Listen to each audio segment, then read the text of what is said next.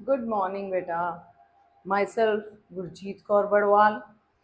आज करते हैं +1 केमिस्ट्री का एक छोटा सा टॉपिक, दो it is quite important for exams, that is empirical and molecular formula. So what is the difference between molecular formula and empirical formula? How will be we will be able to recognize कि जो आपको formula दे रखा है क्या वो molecular है या empirical formula है। Let's check it out.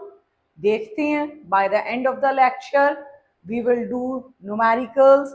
उम्मीद करती हूँ काफी अच्छे से I will try to deal with the concept. So molecular formula beta, what is molecular formula? Molecular formula is, you can say, the true or the real formula of any compound. किसी भी compound का असली formula जो रहता है that is molecular formula. Why? क्योंकि molecular formula आपको बता के जाता है कि किसी कंपाउंड में कौन से एटम्स एंड किस किस काउंट में पड़े हैं, वो कौन से एटम्स एंड उनका एग्जैक्ट काउंट क्या है उस कंपाउंड के अंदर। फॉर एग्जाम्पल इफ आई से I have taken glucose that is C6H12O6, देख के पता चल रहा है बेटा मेरे पास इसमें we are having carbon, we are having hydrogen, we are having oxygen. ठीक है, तो हमारे पास ये तीन अलग अलग एटम्स पड़े हुए हैं इस पूरे के पूरे कंपाउंड के अंदर।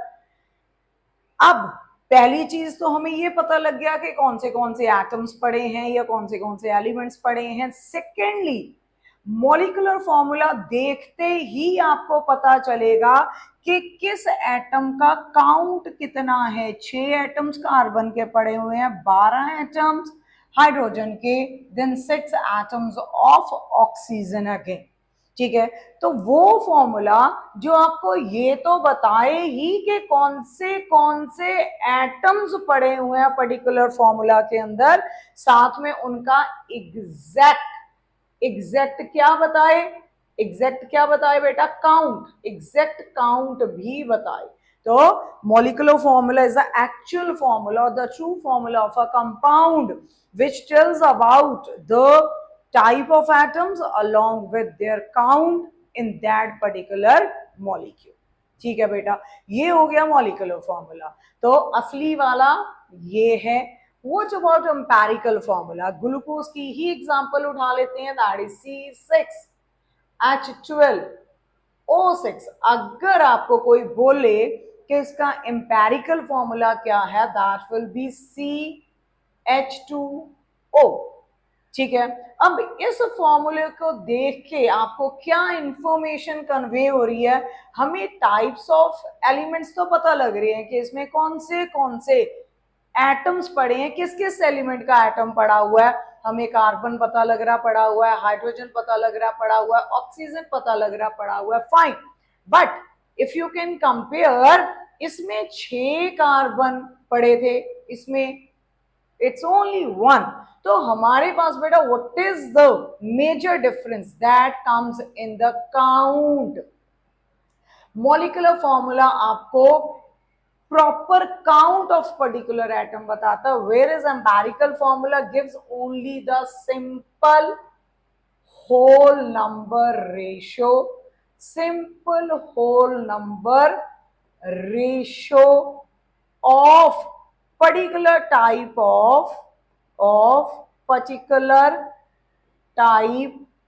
of atoms present in the compound, of particular type of atoms present in the compound। किसी भी कंपाउंड में, किसी भी मॉलिक्यूल में कौन से एलिमेंट के एटम पड़े हुए हैं वो बता देगा आपको empirical formula. But empirical formula बेटा आपको क्या नहीं बता पाएगा? उनका एग्जैक्ट काउंट। वो सिर्फ उनकी क्या देगा आपको? रेशियो। ठीक है, that means empirical formula is not the true formula of any compound. अगर आपको एम्पेरिकल फॉर्मूला दे रखा है, उससे मॉलिक्यूलर फॉर्मूला फाइंड आउट करना है, वो कैसे फाइंड आउट करेंगे वो देखते हैं हम। ठीक है, अब हमारे पास सिंपल होल नंबर रेशियो तो हर फॉर्मूले में तो नहीं पॉसिबल, तो क्या पॉसिबिलिटी है जिस फॉर्मूलाज में हमारे पास सिंपल होल नंबर रेशियो होती नहीं है। For if I have taken sugar, sugar क्या है C12H22O11, इसमें से कोई नंबर हमारे पास कॉमन हम नहीं निकाल सकते, नहीं निकाल सकते, तो इसकी सिंपल होल नंबर रेशियो नहीं आ सकती। ऐसे कंपाउंड्स जिसमें से कोई कॉमन नंबर निकल के नहीं आ रहा, उनका empirical formula and molecular formula same होता है बेटा। इसका मतलब शुगर का ये ही मॉलिक्यूलर फॉर्मूला है एंड ये ही शुगर का empirical formula. Molecular and empirical formula same होता है उन कंपाउंड्स का जिनमें कोई हम सिंपल होल नंबर रेशियो नहीं दे पा रहे। If I pick up benzene that is C6H6, यहां से you can have 6 as common, अंदर क्या बचेगा बेटा जी CH। दैट मीन्स आपका जो मॉलिक्यूलर फॉर्मूला है वो किसके बराबर, that is some number some integer into empirical formula. तो एम्पेरिकल फॉर्मूला को किसी नंबर से मल्टीप्लाई करने पे आपके पास मॉलिक्यूलर फॉर्मूला निकल के सामने आता है।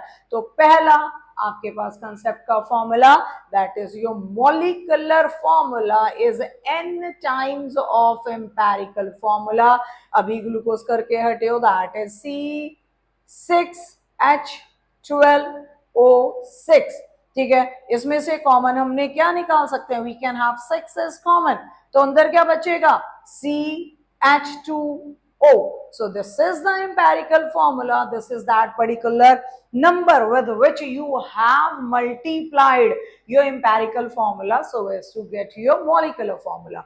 तो बेटा पहला formula molecular formula is n times of empirical formula. अब दूसरी चीज, कुछ क्वेश्चंस आपको मॉलिक्यूलर मास नहीं देते, वहां पे क्या करोगे। चलो पहले ये डिस्कस करते हैं कि जब भी आपने इस कंसेप्ट के साथ डील करना है, आपको तीन चीजें पता होनी जरूरी है। वो क्या, firstly how to find out number of moles. How you can find out number of moles, it is the ratio of given mass to that of atomic mass या मॉलिक्यूलर मास। तो n कैसे फाइंड आउट किया जाता है, given mass to that of atomic mass, ये आपको पता होना बहुत जरूरी है। ठीक है बेटा, दूसरी चीज जो आपको पता होना जरूरी है, एक आपके पास ये फॉर्मूला आ गया, that is molecular formula is equals to n times of empirical formula. Okay, फिर हमारे पास अगली एक टर्म आती है इसी कॉन्सेप्ट में, that is empirical formula mass. Empirical formula मास किसका मास होता है, जो हमारा एम्पेरिकल फॉर्मूला है उसी का मास। जैसे यहां पे अगर हम निकालें ग्लूकोज के लिए, what will be the empirical formula mass, we are having CH2O, what is the mass of carbon, that is 12, hydrogen का mass is 1, how many atoms are present, 2, what is the mass of oxygen, that is 16। तो यहां से हमारे पास आएगा empirical formula mass of a particular compound, यहां से कितना आ गया 16 plus 2 plus 12, this will B 30, so it will be 30 grams। this is empirical formula mass। empirical formula mass पता लग गया, molecular formula mass हमें पता है कैसे फाइंड आउट किया जाता है। तो what will be the molecular formula mass for अगली टर्म, नंबर ऑफ मोल्स पता लग गए, ये फॉर्मूला पता लग गया जो आप यूज करोगे, molecular formula is equals to n times of empirical formula. फिर है हमारे पास एम्पेरिकल फॉर्मूला मास, जो एम्पेरिकल फॉर्मूला आया था उसके सभी एटम्स का मास लिया, एड ऑन कर दिया। नाउ मॉलिक्यूलर मास हम सभी को पता है, how we can find out molecular mass of a compound, यही ग्लूकोज का उठा लेते हैं, दैट इज C6H12O, C6H12O6। तो क्या निकल के आएगा बेटा 12 into 6 which will be 72 plus 12 into 1 definitely 12 plus 6 into 16 ultimately the answer will be 180 grams। तो एम्पेरिकल फॉर्मूला मास पता लग गया, मॉलिक्यूलर फॉर्मूला मास पता लग गया, एन पता लग गया क्या है। बाय चांस एन नहीं दे रखा अगर आपको, आप निकाल सकते हो उसे। कैसे निकालोगे, how you will be able to find out n. N find out करने का क्या फॉर्मूला आपके पास, मॉलिक्यूलर फॉर्मूला मास होगा, ये है जैसे डिवाइडेड बाय एम्पेरिकल फॉर्मूला मास, यानी कि ये हमने यहां पे निकाला था, इनको डिवाइड करो, you will get your n if it is not given. ठीक है, ये आपको नहीं पता लग रहा तो n is equals to molecular formula mass to that of empirical formula mass, like यहाँ पे 180 divided by 30 which will be 6। ठीक है, तो n कैसे निकाल लोगे, ये n को प्लीज इंटरमिक्स मत करना नंबर ऑफ मोल्स के साथ, number of moles is different and this integral value this will be a whole number value. ठीक है, इसको इंटरमिक्स नंबर ऑफ मोल्स के साथ मत करना। तो हमारे पास क्या आ गया बेटा यहां से, this is the way to find out n which is the ratio of molecular formula mass to that of empirical formula mass. अगली चीज, अगर आपको मॉलिक्यूलर मास नहीं दिया क्वेश्चन ने, then what you can do, तब उस टाइम आपको एक और चीज दे रखी होगी क्वेश्चन ने, दैट इज वेपर डेंसिटी। तो मोलर मास यानी कि मॉलिक्यूलर मास को एक और मेथड से फाइंड आउट कर सकते हो, that is 2 times of vapour density, 2 times of vapour density. Vapour density अगर आपको क्वेश्चन ने दी है, उसे 2 से मल्टीप्लाई करो, you will get your molecular mass of the compound. ठीक है बेटा, फिर से एक बार let's see what we have discussed about. हमने क्या क्या बातें की, हमने कहा कि हमारा जो molecular formula, true formula of any compound, किसी भी कंपाउंड का असली फॉर्मूला, असली फॉर्मूला गिनती भी बताएगा, टाइप ऑफ एटम्स भी बताएगा, दोनों चीजें बताएगा। Empirical formula is the formula which gives only one information, that is types of atoms.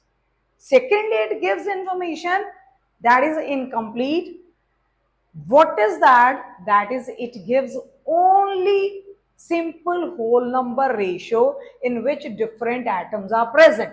ठीक है, तो empirical formula बेटा आपको, it is not the true formula, it will tell about types of atoms, type of atoms present in the particular formula along with their simple whole number ratio। उनकी simple whole number ratio के साथ type of atoms आपको बताएगा empirical formula. ठीक है, इसके बाद हमने क्या डिस्कस किया, हमने कहा कि अगर हमें मॉलिक्यूलर फॉर्मूला फाइंड आउट करना है, that will be n times of empirical formula. अगर हमें n फाइंड आउट करना है बेटा, that will be definitely molecular formula mass to that of empirical formula mass। अगर हमें मॉलिक्यूलर फॉर्मूला मास हमें नहीं पता, तो हमें न्यूमेरिकल वेपर डेंसिटी देगा। तो 2 times of vapour density will be is equals to molecular mass divided by empirical formula mass।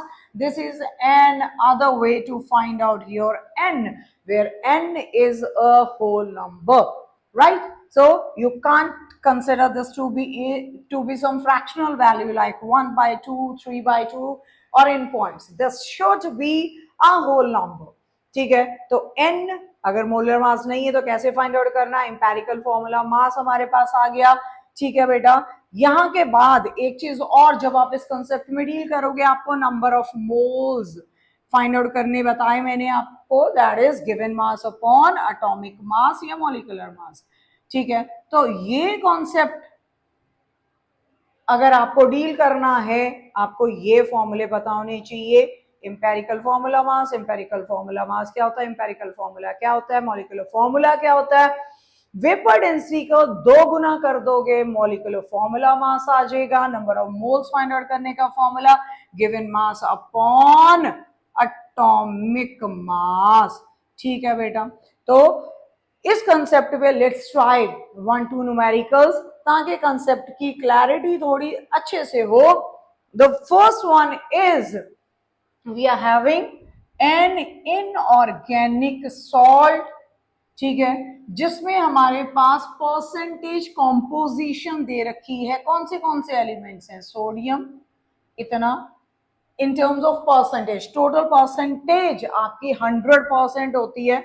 अगर आपको चेक करना है या आपको क्वेश्चन ने फॉर एग्जांपल ऑक्सीजन नहीं देते वो, तो ऑक्सीजन कैसे फाइंड आउट कर लेते बेटा आप लोग? इन दोनों को ऐड करके 100 में से माइनस करते तो आपके पास ऑक्सीजन की परसेंटेज आ जाती, क्योंकि टोटल परसेंटेज इज टिल 100%। तो यहाँ पे तो हमें तीनों ही एलिमेंट्स की परसेंटेज गिवन है, सो इजी गो न्यूमेरिकल है। ठीक है बेटा, बाय चांस किसी एक की मिसिंग होती तो 100 में से आप बाकी को ऐड करके सब्ट्रैक्ट करते तो तीसरे एलिमेंट की आपके पास परसेंटेज कॉम्पोजिशन आ जाती।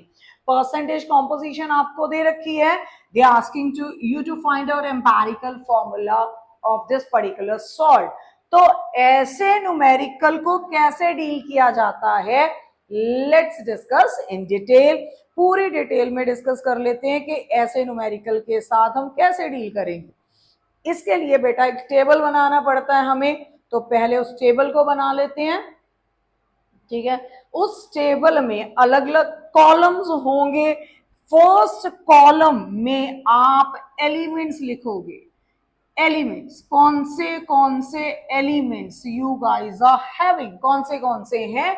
वी आर हैविंग सोडियम, ठीक है, we are having sulphur, then we are having oxygen. We are having three different elements. In the next column you will be writing their percentage composition, their percentage composition. Percentage composition for sodium is 29.1%. For sulfur they have given you 40.51%. For oxygen it's 30.38%. तो बेटा हमारे पास जो percentage composition है वो इस numerical में मास की जगह पे यूज होगी to find out number of moles. ठीक है बेटा, तो एलिमेंट्स हमें पता चल गए कौन से पढ़े हैं, परसेंटेज कॉम्पोजिशन हमें गिवन थी। अगला कॉलम होगा एटॉमिक मास। एटॉमिक मासेस बताएं आप मुझे कि what is atomic mass of sodium, that is 23, sulphur it's 32, for oxygen it's 16। तो ये हमारा गिवन मास का कॉलम काम करेगा, ये हमारा मॉलिक्यूलर मास है, तो अंडरस्टूड है। अगला column will be to find out number of moles. ठीक है, number of moles find out करोगे अगले स्टेप में। Number of moles find out करने का फॉर्मूला बेटा, that is given mass 29.1 upon atomic mass that is 23। इधर है हमारे पास बेटा जी 40.51 divided by 32, and in the third one it's 30.38 divided by 16। तो मैं यहाँ पे थोड़ा फास्ट करने के लिए I will use the calculator. आप लोग प्लीज खुद ट्राई किया करो अपनी कैलकुलेशंस को, ताकि आप इजीली न्यूमेरिकल्स को डील कर सको। ठीक है, तो हमारे पास बेटा कैलकुलेटर यूज करना है हमें। क्या क्या गिवन है? In the first one sodium is how much, that is 29.11। So 29.11, what is the atomic mass of sodium divided by 23। आपके पास कितने आए नंबर ऑफ मोल्स? 1.26। मैं इधर अभी साइड में लिख लेती हूँ। आफ्टर 1.26 ये सोडियम के नंबर ऑफ मोल्स आए बेटा। ठीक है, फिर आपको number of moles find out करने हैं, that is for sulphur. Sulphur का given mass is 40.51 divided by what is its atomic mass, that is 32 grams. ठीक है बेटा, तो यहां से नंबर ऑफ मोल्स आए कितने? 1.26 again, wow that's great. And in the last one, what was the given mass? 30.38. 30.38 divided by what is mass of oxygen, that is 16 grams. ठीक है, तो यहां से आया बेटा जी 1.89। फाइन, ठीक है, हमारे पास नंबर ऑफ मोल्स आ गए, सभी के number of moles, this is 1.26, again 1.26, then is 1.89। ठीक है बेटा, what will be the next step, अगला स्टेप क्या रहेगा हमारा। अगले स्टेप में देखो तीन वैल्यूज हैं आपके पास नंबर ऑफ मोल्स की, ये दोनों सेम है बाय चांस, बट अगर सेम ना हो तो जो सबसे छोटी वैल्यू होगी उस वैल्यू के साथ सभी नंबर ऑफ मोल्स वाली वैल्यू को क्या करोगे आप, डिवाइड। इसे बोला जाता है simple whole number ratio. Sorry, पहले मोल रेशियो फाइंड आउट करेंगे, पहले फाइंड आउट करेंगे मोल रेशियो, उसके बाद फाइंड आउट करेंगे सिंपल होल नंबर रेशियो। तो मोल रेशियो क्या क्या बोला मैंने, जो सबसे छोटी वैल्यू है, ये दोनों छोटी वैल्यूज हैं, छोटी वैल्यू के साथ सभी वैल्यूज को, इस कॉलम की सभी वैल्यूज को डिवाइड कर दो। So it will B 1.26 upon 1.26, definitely 1, again 1.26 upon 1.26, again 1, then is 1.89 divided by 1.26। ठीक है बेटा, यहां पे आंसर कितना आएगा हमारा, यहां से answer that is 1.98 divided by 1.26, 1.89 divided by 1.26, आपके पास आया 1.5। ठीक है बेटा, तो यहां से आया 1.5 मैंने डेढ़, तो पहला 1, दूसरा 1, तीसरा 1.5। 1.5 is not a simple whole number, तो क्या करोगे, किस नंबर से तीनों वैल्यूज को मल्टीप्लाई करो कि ये सिंपल होल नंबर रेशियो में कन्वर्ट हो जाए। 1 से करोगे बेटा तो you will get the same answer, तो multiply all the three values with 2 so as to convert it into simple whole number ratio. तो रेशियो क्या आई यहाँ पे, 2, 2 and 3।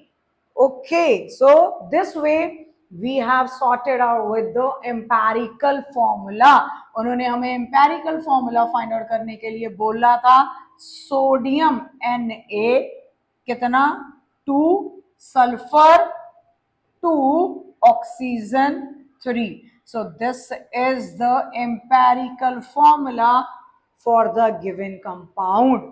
ठीक है बेटा, ये पहला question quite easy, I am repeating the steps. Firstly right the elements, then their percentage composition which will act as a mass of the atom, given mass of the atom itself, then their atomic masses, then you have to find out number of moles. After finding number of moles, you have to find out the mole ratio। mole ratio is what, जो number of moles आए सबसे छोटी value के साथ सभी को divide कर दो, this is mole ratio. And finally you have to convert this mole ratio into simple whole number ratio. तो ये हमारे पास सिंपल होल नंबर रेशियो है सोडियम, सल्फर एंड ऑक्सीजन की, which will represent your molecule empirical formula. Empirical formula आपके सामने निकल के आ गया। तो ये पहला सवाल। अगला क्वेश्चन, लेट्स सी कि अगले क्वेश्चन में what we have to do. अगले क्वेश्चन में we are having an organic compound, जिसमें कौन से एलिमेंट्स पड़े हैं बेटा, कार्बन है, हाइड्रोजन है, ऑक्सीजन है। फाइन, उनकी परसेंटेज कॉम्पोजिशंस दे रखी हैं। इस बार भी तीनों की percentage composition is with you. I told you if by chance the question have given you 3 different elements but composition of किसी की एक की भी मिसिंग है, तो कैसे फाइंड आउट कर लोगे, बाकी दो बचे हुए को ऐड करो एंड 100 में से सब्ट्रैक्ट करो, you will be able to find out the percentage composition of for the third one. ठीक है, चलो जी, इस बार हमें मॉलिक्यूलर मास नहीं दिया, वेपर डेंसिटी दे दी। तो मॉलिक्यूलर मास कैसे फाइंड आउट किया जाता है, by using vapour density. It will be twice the vapour density. Vapour density को 2 से मल्टीप्लाई करोगे, you will be able to find out your molecular mass of the compound. Good enough, calculate the molecular formula of the compound। So this is your question। But molecular formula find out करने के लिए भी पहले आपको empirical formula find out करना पड़ेगा by following the same procedure as we did in the previous question। तो बेटा ये क्वेश्चन मैंने सॉल्व किया हुआ आपके लिए। लेट्स डिस्कस सेम ही तरीके से वी हैव डन। सबसे पहला कॉलम एलिमेंट्स का, कार्बन है हमारे पास, हाइड्रोजन है हमारे पास, ऑक्सीजन है, ठीक है, देयर सिंबल्स।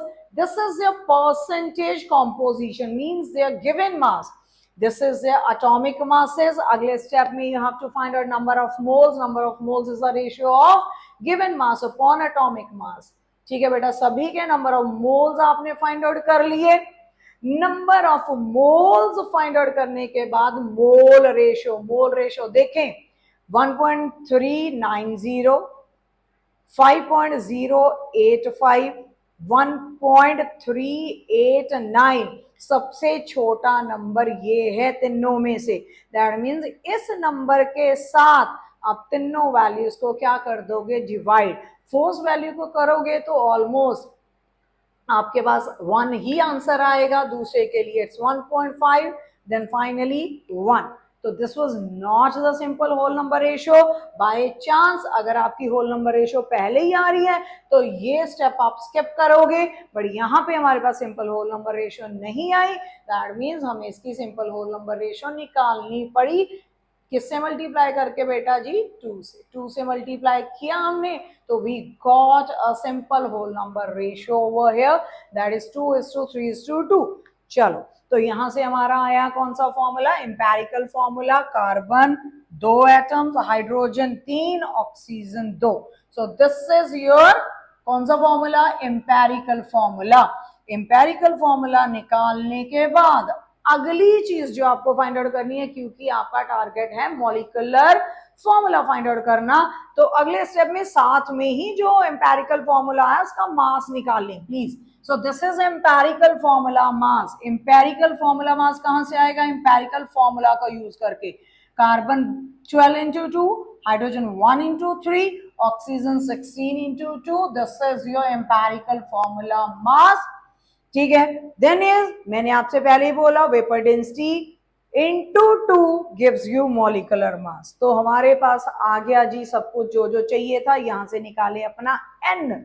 n किसके बराबर होता है बेटा, molecular mass upon empirical formula मास। मॉलिक्यूलर मास मैंने सॉल्व नहीं किया, ऐसा लिख लिया because this is the way you can cancel out 59 with 59 and you will gate NS2। तो n की वैल्यू हमारे पास आ गई, n की वैल्यू हमारे पास आ गई कितनी, दैट इज 2। इस n की वैल्यू को एम्पेरिकल फॉर्मूला के साथ मल्टीप्लाई करो, you will get your molecular formula. Molecular formula is this. ठीक है, आप चेक भी कर सकते हो, इसका मास निकालो, देखो क्या इसका मास इतना ही आ रहा है, दैट इज 59 into 2 के बराबर आ रहा है। इसको सॉल्व करने के बाद आपका मॉलिक्यूलर मास, तो ये फॉर्मूला 101% सही होगा। तो क्या किया हमने, vapour density into 2, molecular mass आया, एम्पेरिकल फॉर्मूला निकाला, फिर एम्पेरिकल फॉर्मूला मास निकाला, उसके बाद n निकाला। n is the ratio of molecular mass upon empirical formula मास। ठीक है बेटा जी, ये करने के बाद एक और न्यूमेरिकल देखते हैं। क्या कह रहा है ये न्यूमेरिकल हमें, अ क्रिस्टलाइन सॉल्ट, ठीक है, being rendered anhydrous. Anhydrous substances कौन से होते हैं, जिनमें पानी प्रेजेंट नहीं होता। हाइड्रेटेड सब्सटेंसेस वो होते हैं जिनमें वाटर इज प्रेजेंट। तो एनहाइड्रस सॉल्ट है हमारे पास जिसने इतने परसेंट पानी लूज कर दिया, लूजेस 45.6% ऑफ वाटर। इसका मतलब बेटा अगर मेरा पूरा सॉल्ट 100% है तो उसमें पानी कितना पड़ा हुआ था, दिस मच, दैट इज 45.6%। बाकी क्या है मेरे पास, सॉल्ट। मतलब कि अगर मैं 100 में से इसको सब्ट्रैक्ट करूं, I will be able to find out the amount of salt present in the compound. पानी के अलावा सॉल्ट भी पड़ा, दो चीजें पड़ी हुई हैं हमारे कंपाउंड में, पानी अलोंग विथ सॉल्ट। तो अगर सॉल्ट गर्म करोगे, पानी इवेपोरेट हो गया, कितने परसेंट पानी निकल गया वहां से, दैट इज 45.6%। पीछे बचा हुआ हमारे पास है प्योर सॉल्ट। ठीक है बेटा, अब हमें परसेंटेज कॉम्पोजिशन दे दी। ठीक है, सभी एलिमेंट्स हैं, एल्यूमिनियम है, पोटेशियम है, सल्फर है, ऑक्सीजन है, they particular percentages are with you. Find the simplest formula of anhydrous. Anhydrous salt कौन सा, जिसमें पानी प्रेजेंट नहीं है, एंड क्रिस्टलाइन सॉल्ट यानी कि hydrated salt and anhydrous salt, दोनों के बारे में दे आस्किंग। तो फिर से वही, पहले एम्पेरिकल फॉर्मूला फाइंड आउट करोगे इसका। एम्पेरिकल फॉर्मूला फाइंड आउट करने के लिए ये टेबल आपको बनाना पड़ेगा बेटा। तो क्या क्या चीजें गिवन थी हमें, elements potassium, aluminium, sulphur, oxygen, their percentage compositions, उनके एटॉमिक मासेस हमें पता है, हमने फाइंड आउट कर लिया देयर नंबर ऑफ मोल्स, ये हमारे पास नंबर ऑफ मोल्स आए। अगला स्टेप क्या था, मोल रेशो। मोल रेशो हमने फाइंड आउट की यहाँ पे बेटा, मोल रेशो आ गई। ऑलरेडी हमारे पास पहला क्वेश्चन ऐसा आया जिसमें already we are having a simple whole number ratio, हमें उसको किसी और नंबर के साथ माने 2 के साथ मल्टीप्लाई करके सिंपल वर्जन नहीं देना पड़ा, already simple whole number ratio we have got. इसका मतलब हमारे पास क्या आ गया, empirical formula, potassium was 1, aluminium 1, sulphur 2, oxygen 3। ये एनहाइड्रस सॉल्ट का फॉर्मूला है, इसमें पानी नहीं है अभी, एनहाइड्रस सॉल्ट का फॉर्मूला। उसके बाद इसी का मास निकालो जी, एम्पेरिकल फॉर्मूला मास, ठीक है, सभी के मासेस। अब आपको this should be very easy for you to find out molecular mass, और यहाँ पे एम्पेरिकल फॉर्मूला मास भी सेम ही सिनेरियो फॉलो करता है। तो एम्पेरिकल फॉर्मूला मास आपने फाइंड आउट कर लिया बेटा, यहाँ पे कितना आया, दैट इज 258। अच्छा, मुझे कमेंट सेक्शन में बताना हम यू कब डालते हैं, जी यानी कि ग्राम्स कब डालते हैं। This is atomic mass unit, atomic mass unit, ये कब यूज किया जाता है, एंड ग्राम्स हम कब यूज करते हैं, डू टेल मी। ठीक है, तो हमारे पास यहाँ से एम्पेरिकल फॉर्मूला मास आ गया, हमारे पास एम्पेरिकल फॉर्मूला आ गया था, ठीक है बेटा। अगर अब हमें परसेंटेज वाज गिवन, मैंने शुरू में आपको बताया था कि अगर हमें परसेंटेज में देखें, हमने यहाँ पे कैलकुलेट किया कि इतना पानी निकल गया, इसका मतलब salt was 100%, salt was 100% in which both the things are present, water along with the components of salt। ठीक है, पूरे का पूरा जो हाइड्रेटेड सॉल्ट है उसमें पानी के साथ साथ सॉल्ट भी पड़ा हुआ है।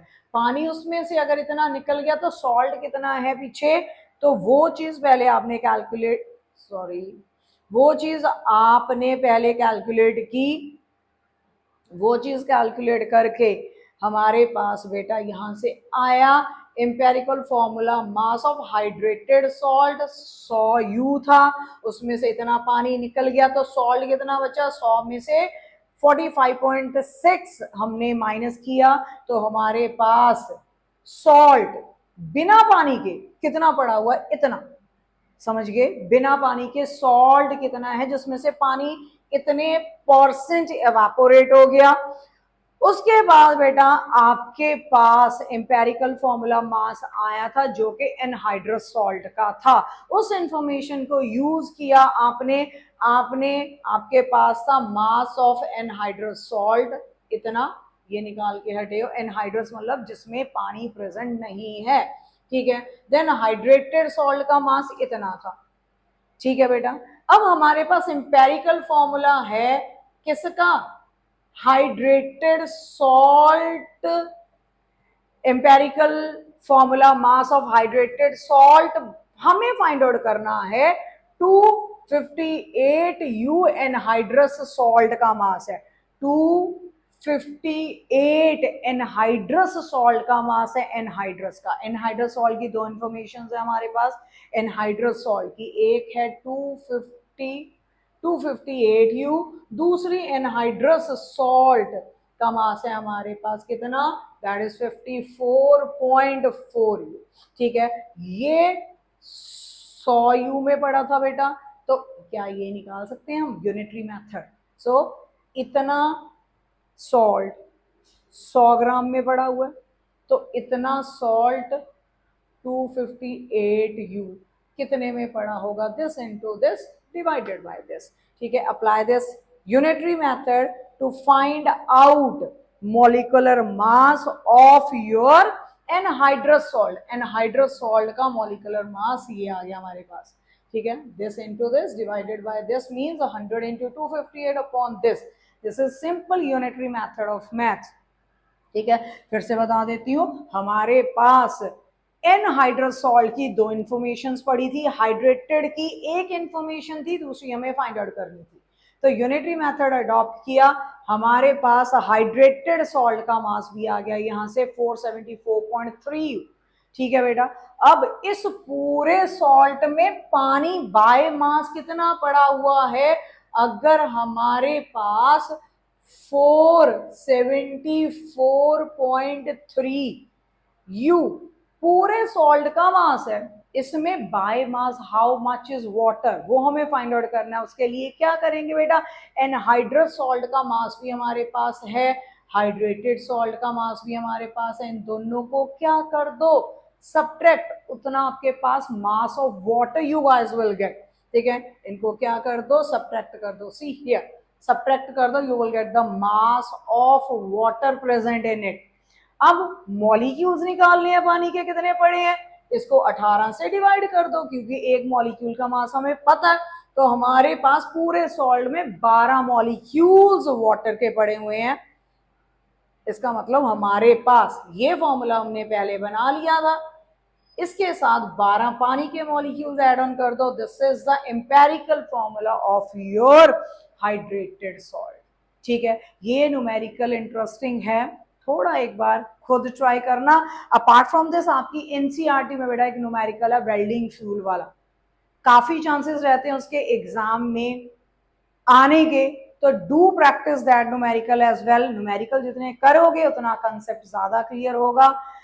Till next lecture, goodbye, God bless you all.